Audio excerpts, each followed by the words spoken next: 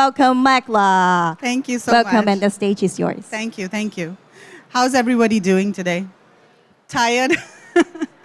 Yeah, a lot of electronics and bling bling here. So today, my presentation is non-electronics, all textiles. A bit of a change.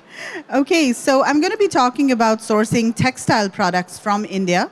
I'll be talking about why you should source from India, what are some pros and cons, what types of products you can source, some challenges and tips, and also how India Sourcing Network can help you. So a little bit about myself. I've been working in the Asia sourcing industry for over 25 years, and I help global importers source products from India, Vietnam, China, and also now Turkey. And I worked in China for almost 10 years. I worked in Singapore, in Philippines, and now I'm back in India. I also organize sourcing trips for global importers who want to source from India. Okay, so first of all, why you should consider sourcing textile products from India. Now, this is one of the major export categories from India, textiles and apparel. Overall, exports of textiles were at 44 billion US dollars in financial year 2022. And India is very strong in natural materials like cotton, wool, silk, linen, bamboo. All of those materials are India's strength, especially cotton. So if you're looking for any kind of eco-friendly materials, then India is the right place to go. There are also man-made materials like polyester, nylon, viscose. All of those are also available, but cotton is India's strength. In terms of the types of fabrics available, you'll find knitted fabrics like those that are used for t-shirts, socks, and also woven fabrics that are used for regular textiles. In terms of product categories, there is a wide range of categories available, such as apparel, fabrics, furnishings, home textiles, so a really wide range available. And I'm going to show you some of the products that are available in India.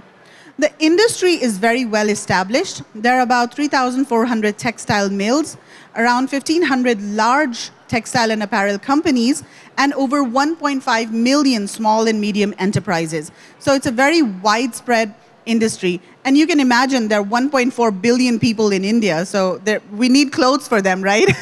We need textiles for them. So this is a very well-established industry in India, not only for domestic use, but also for exports. Okay, another reason to source from India is you'll find a lot of very unique textiles that you will not be able to find in any other country.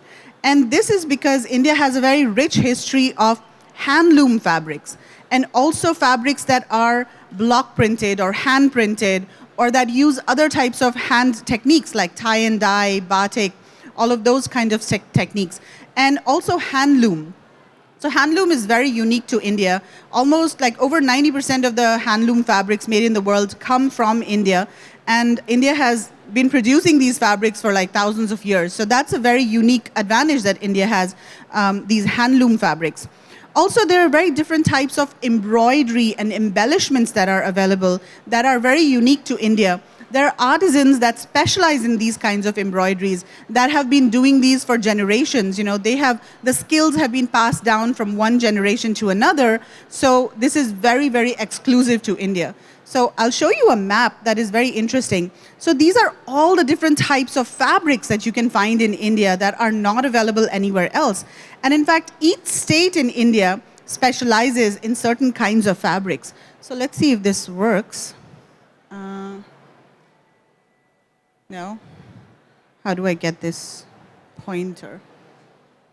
No, okay.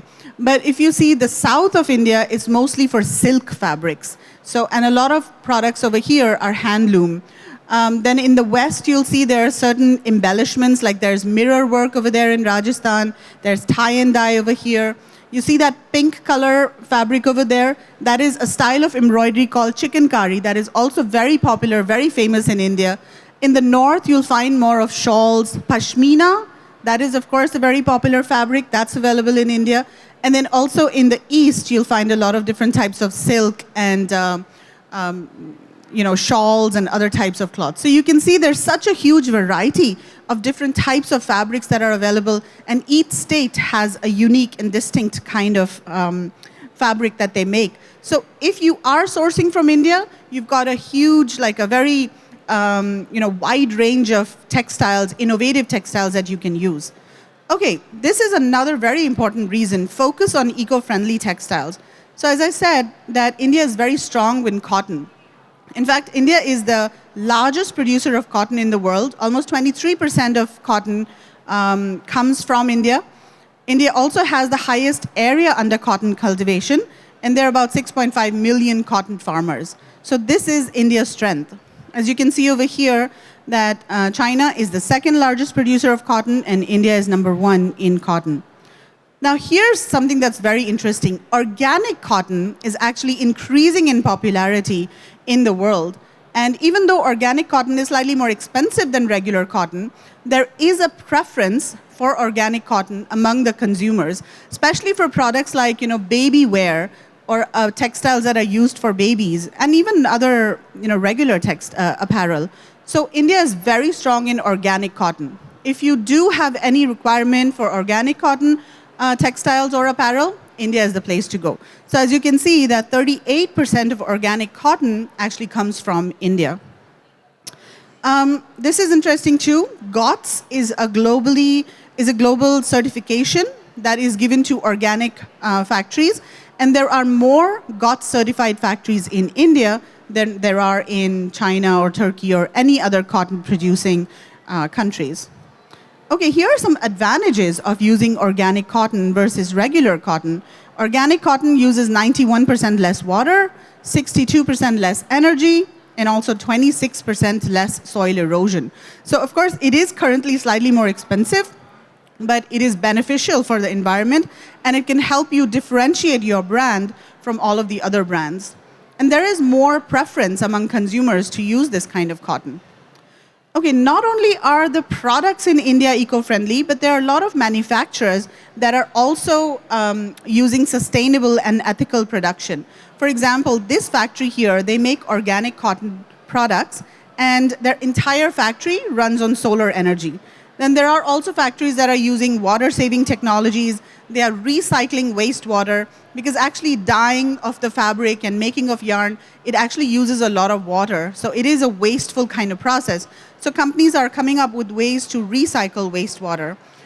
There's also initiatives to reduce carbon footprint, and in fact, the government has certain initiatives as well to help companies reduce their carbon footprint. And then factories are also recycling and upcycling the materials that, the waste material that comes out of the factories. And more companies are getting GOTS and OECO-TEC certifications as well. So again, sustainable, ethical production, eco-friendly production, India is the place to go for that. Okay, here's one more advantage sourcing from India versus other countries. A lot of the suppliers are very flexible in terms of the MOQs.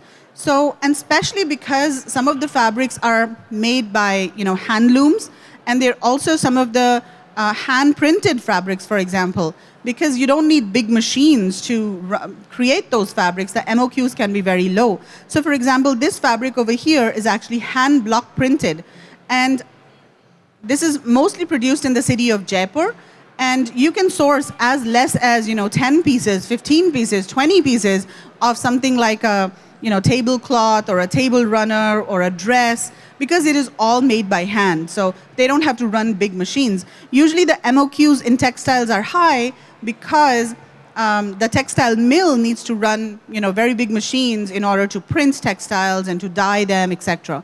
So, but this is one advantage of handloom fabrics and also hand-printed fabrics. Another advantage of India is low labor costs. And in fact, this is one reason why a lot of the low-end production has been moving out of China, because China's overall labor costs, production costs have been increasing over the last few years. So that's why a lot of companies have moved to countries like Bangladesh, India, Indonesia, lower cost countries to produce low-end apparel. Whereas Chinese companies are moving up the value chain, they're producing more designer clothes, more value addition. A lot of the low-end production is moving out to low labor cost countries. Okay, some of the other advantages of sourcing in India, there's skilled workforce, especially in the higher levels. There's more managers, more educated people with like MBAs and all, who can, you can communicate with them easily. There's also English-speaking staff. Usually the owners of the factories will speak English, so communication is very easy.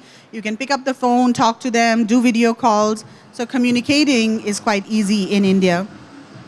If you're importing into the US, there are no trade tariffs.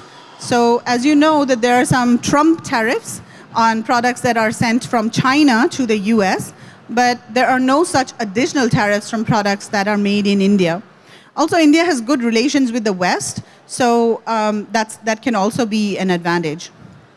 Okay, here are some of the disadvantages of sourcing in India.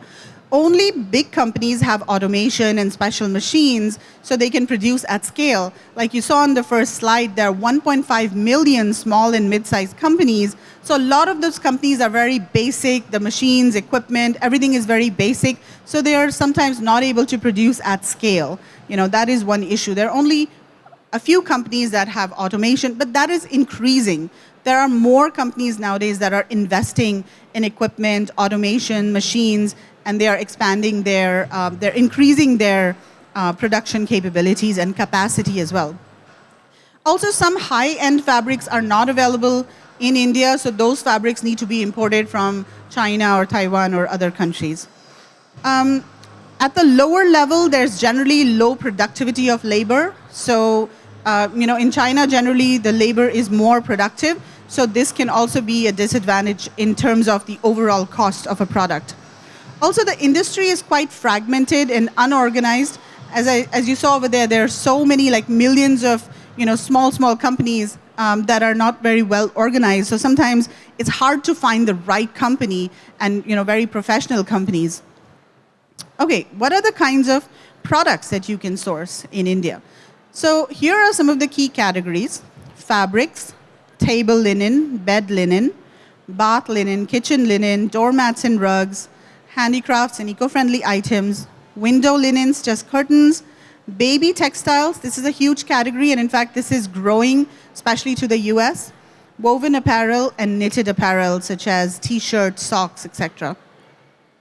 So here are some pictures of the different types of products that are available. So fashion garments is a huge category.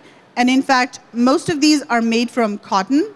They're either regular mill printed, or they can also be block printed.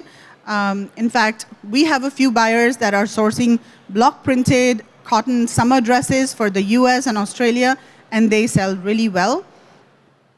There's also a lot of formal wear, so like jackets, pants, skirts, and other types of office wear and formal wear. You've got streetwear, so these are all your hoodies and shorts, t-shirts, things like that.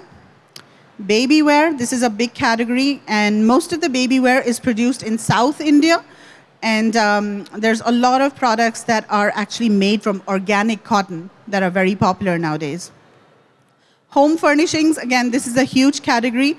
A lot of the home furnishings are made in South India in a city called Karur, and there are also home furnishings in North India. You see over here, this gray one, it's actually block printed. That's a block printed quilt. This is a regular printed one. These are also regular printed. So a lot of the home furnishings are made of cotton, and they're actually very high quality. In fact, we're currently doing some orders from South India for table napkins and table runners for the US market. And the cotton that comes out of India is like really good quality. Cushion covers is another great category. There's a lot of different types of finishes, effects, embellishments that you can find. There are different materials that are used. For example, this over here is actually made from jute. This is some kind of gold effect, silver effect. This is a bit of, a different kind of effect that's given over here. So a lot of, huge variety of cushion covers is available. Table textiles. So this is another big category. There's table runners, tablecloths, table napkins. And in fact, if you go on Amazon.com these days, there's a lot of products that are actually coming out of India in these categories. And in terms of the pricing, all of these categories are very competitive to China pricing. In fact, they are even cheaper. Cotton, many products are actually cheaper in India than they are in China. Kitchen textiles. So this is also a big category, like aprons, kitchen towels, oven mitts, all of those things.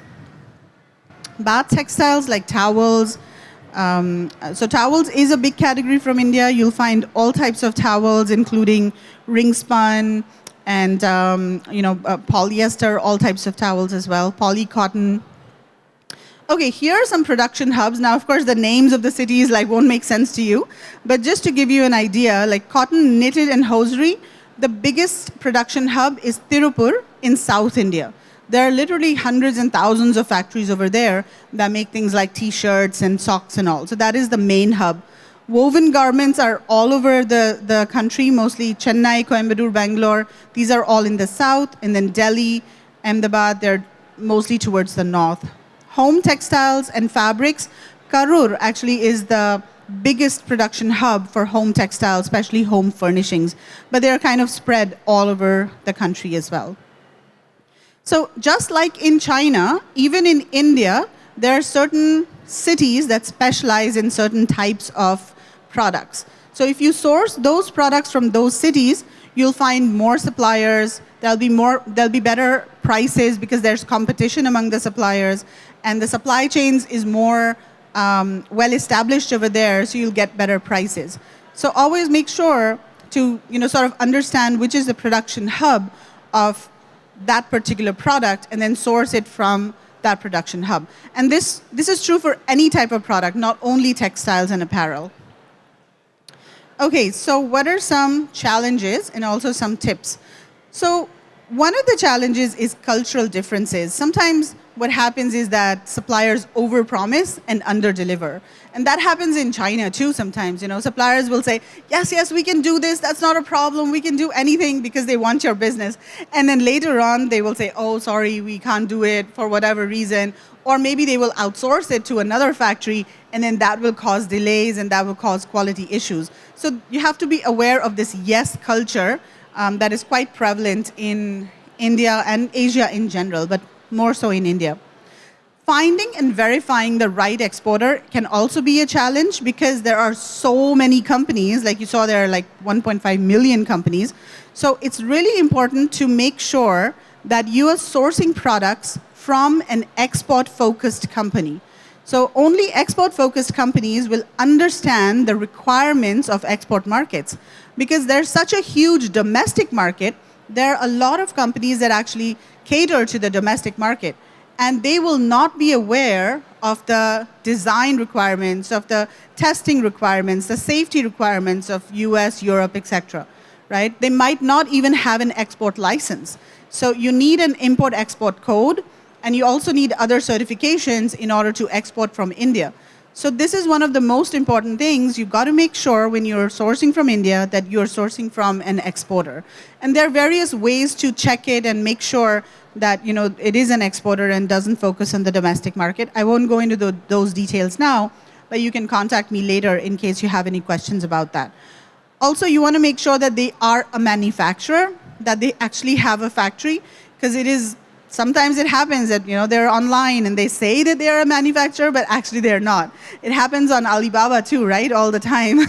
They say that, oh yeah, we are a factory, and then you go to the next store on Alibaba and it's the same manufacturer and the same factory images. Like, hey, how can one company have the same, two companies have the same factory? So in the same way, there are all types of people everywhere. There are people who, kind of mislead you to say that they are factories, but actually they're not. So it's up to us to, verify that they are actually a factory. Also, sometimes validating and comparing the quotation can be an issue, because you don't really know what the actual price of the product should be, right? So if you get a quotation from one supplier, how do you actually validate that?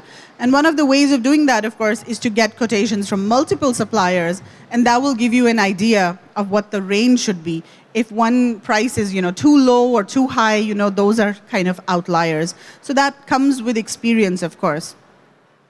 Quality issues may arise if not monitored. So this, of course, happens everywhere, regardless of the country that you're sourcing from. You've got to make sure that you manage quality. And quality in sourcing is defined as, quality is very subjective. What is high quality for you may not be high quality for me. So quality in sourcing is only defined as adherence to specifications.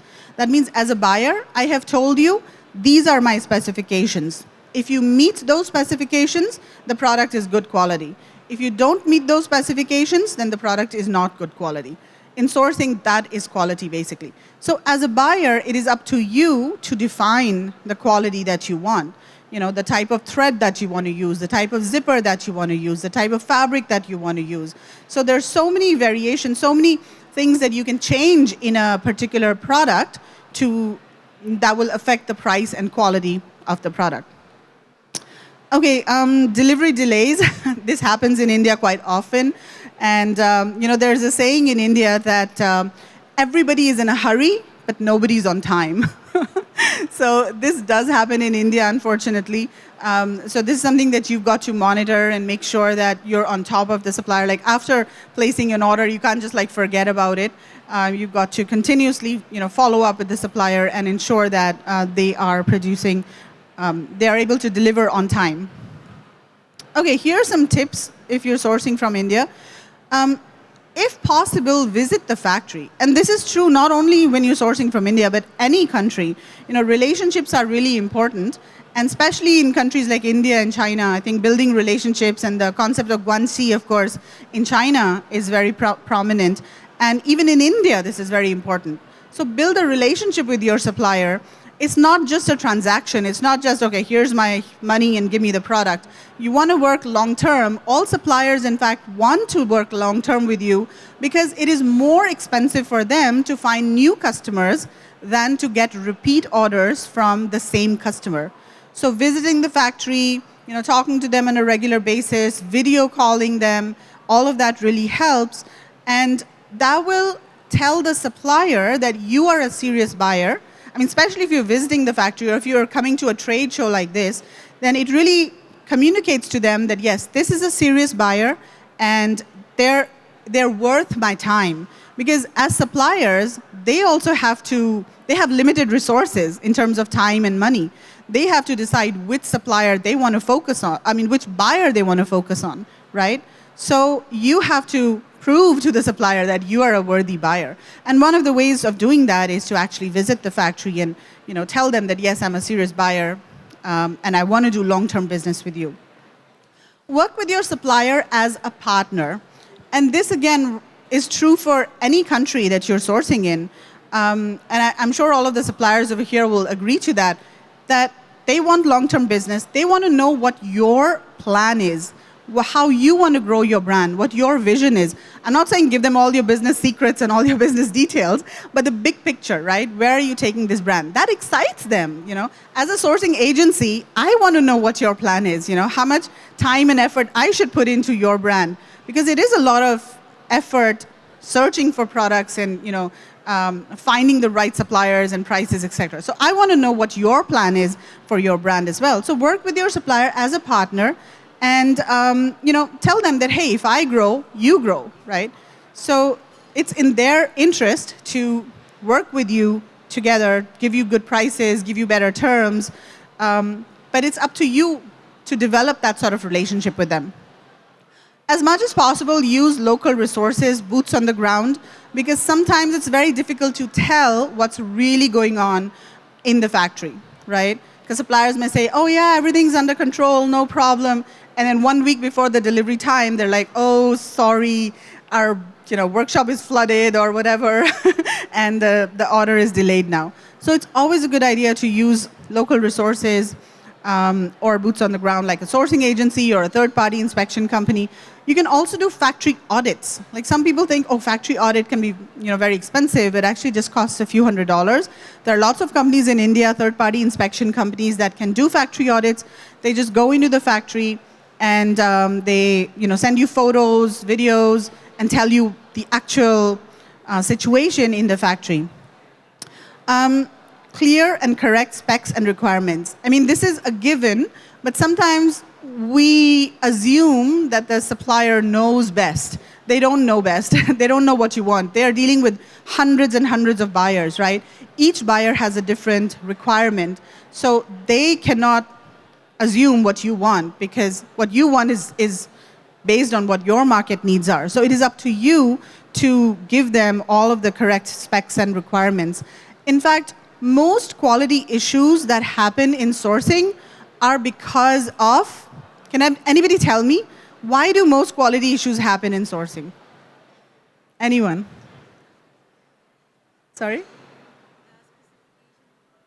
Yeah, yeah. Anything else? There's one word, miscommunication. It's miscommunication, which is kind of right, what you said. It's miscommunication. I said something and I assumed you understood, but you didn't understand, and it was like, oh, the supplier said, I thought you meant this because my other buyers did this. So don't let the supplier assume anything.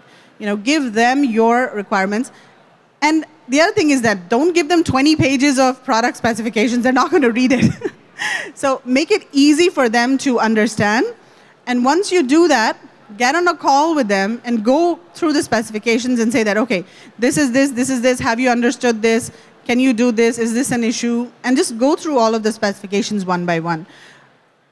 Pick a factory that fits your size and capability. Now, if you're a very small, mid-sized kind of buyer, just starting out, or maybe you're an Amazon e-commerce seller and you want to source in small quantities, don't go to a very large factory because you're going to be a very small fish for them and they're not going to prioritize your orders.